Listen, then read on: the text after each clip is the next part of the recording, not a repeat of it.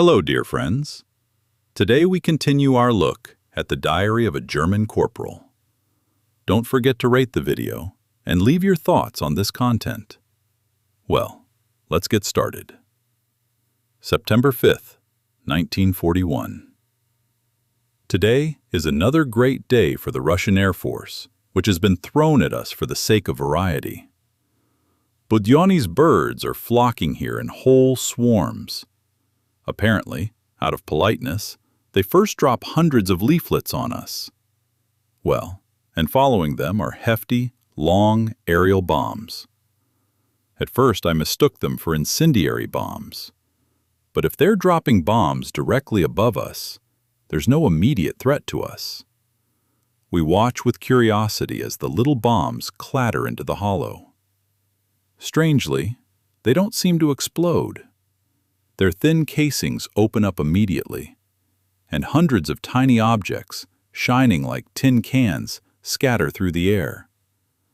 10 minutes later, the entire hollow is ablaze. Small purple flashes are everywhere. Soon, chemical service specialists arrive. They move closer to these strange bombs. It turns out that the 6-meter casings are filled with small containers. After the main casing opens upon contact with the ground, these containers scatter in all directions and burst open. A few minutes later, everything around is engulfed in flames. These are phosphorus bombs, yet another villainous trick. Despite this, we must be grateful to the Russians. They decided to use the pile of their soldiers' corpses in the ravine as a crematorium. By tomorrow, the stench of decomposing corpses will be gone. What would have become of us if it weren't for Budyonny's birds? We would have simply turned into well-smoked ribs, as one of our men remarked.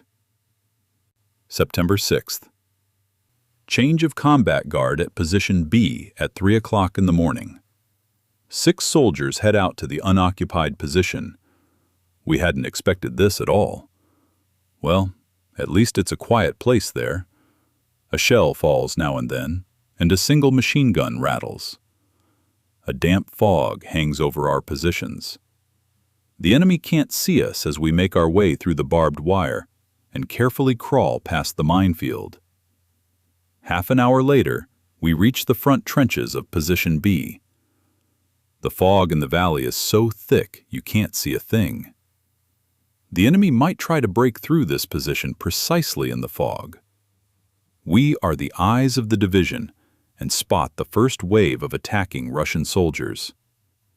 Our covering artillery fires with sufficient accuracy and sweeps away the first 2 waves of attackers, but a mass of ever-new attackers is rushing toward our sector. If this continues, I fear we will be forced to retreat to our first position. But no one says anything like that out loud. A German soldier doesn't retreat so easily, and our observation post turns into a defensive position. We remove the camouflage cover and set the machine gun ready to fire. Hand grenades lie in a row, ready for use. Bayonets are fixed to the rifles in case of hand-to-hand combat. The Russians managed to get through to the right of our position. Several of their soldiers are literally half a meter from the minefield. But these Russian devils don't give a damn about trifles like losing 100 or 2 men. They don't give a damn about anything at all. The Bolsheviks have figured out the importance of our defensive position and are sending wave after wave of fresh reserves to storm it. We are under constant attack. The artillery fires non-stop from long range, hitting the trenches directly. The fog has long since cleared. The sun is shining and driving us mad. Hand-to-hand combat has broken out in several areas around us. There's no need to call on anyone to be heroic here. Everyone here is a hero. Here, everyone is simply doing their duty, doing everything possible. Eventually, the Bolsheviks are pushed back and retreat around noon. But their artillery decides to take bloody revenge. One barrage, then another. By 5 o'clock in the evening, a hail of shells is falling on our rear, about 100 meters from us, but gradually drawing closer. The explosions are getting closer and closer. They're almost hitting us now. The howl of the shells overhead begins to sound like an organ, and we throw ourselves to the bottom of the trenches. And again the roar, as if the world itself had decided to explode. We are doused in liquid mud. It's everywhere, on our ears, faces, and helmets. A shrapnel fragment the size of a fist slams into the ground about a meter away from me. Luck. Without luck, you get nowhere in war. If you compare the number of casualties to our success, it's negligible. Right in front of our firing sector, at the first line of trenches, the corpses of Russian soldiers are piled up in heaps. The worst part is that tomorrow the stench of death will make us all sick. And again we'll have to run around, like nurses, with handkerchiefs pressed to our mouths. But then the situation changes abruptly. We receive an order for a relief. The relief will take place in the evening. No one can understand the impact of such an order on the emotional state of a front-line soldier, a fighter on the front lines. I wouldn't rule out that some of us even shed a tear. After all, our nerves aren't made of steel. The messenger who arrives is greeted like a god. We give him our last cigarettes and the remains of our schnapps. The relief takes place at midnight without any complications. Early in the morning, we reach our supply troops in Barakti. And now it's time to sleep. Sleep, sleep. September 7th. The heat is unbearable. The humid, stifling air is worse than any torture. Thousands of fat flies, yet another form of torture. They're everywhere and always, day and night. They land in whole swarms on anything edible. My appetite vanishes instantly the moment I think about what they're actually landing on. On those very corpses piled up at our front lines and on the shit in our makeshift latrines. Therefore, in addition to wounds, we must also fear serious gastrointestinal diseases. There's no question of rest or sleep. Ever since partisan activity has sharply intensified in the rear, we have to forget about safety. Of course, we send out patrols to the rear, whose task is to round up partisans and deserters. But this time they're no longer snotty little girls, but fanatical Bolsheviks. They stare at us with vacant eyes and grin. Searches turn up a whole bunch of curious things: maps of the area, thousands of Russian rubles, brand new passports. This damn heat is making us sick enough as it is, and now we have to deal with their stupid smirks. They infuriate us so much we can barely contain ourselves. The interrogation usually goes quickly and effectively. They press the muzzle of a pistol to one of the partisans' temples and say, "Karasho," with a smile. Then they leave him to the interpreter, who beats him until his pulse stops.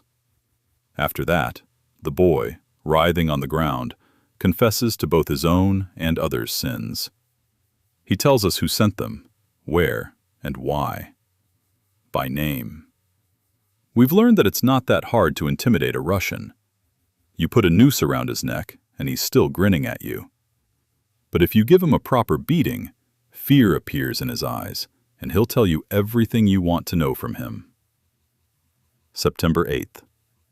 It started drizzling at night, and now it's pouring buckets. In just a few hours, the ground has turned into a black mess.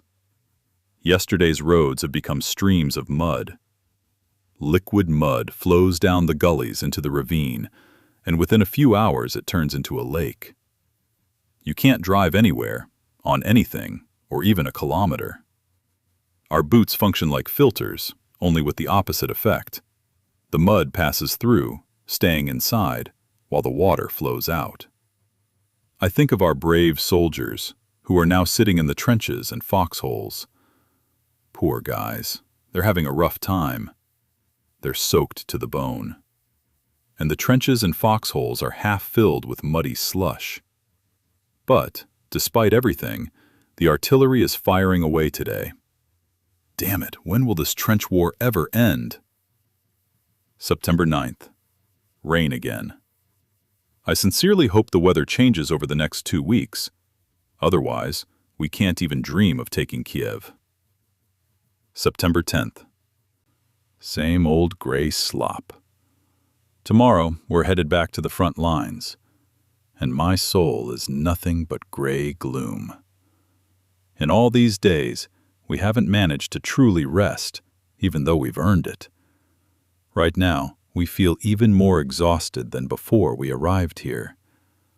And now, they're driving us back to the front lines, into these wet, muddy holes flooded with dirty water, and in this lousy weather to boot. We'll hear the final order at noon.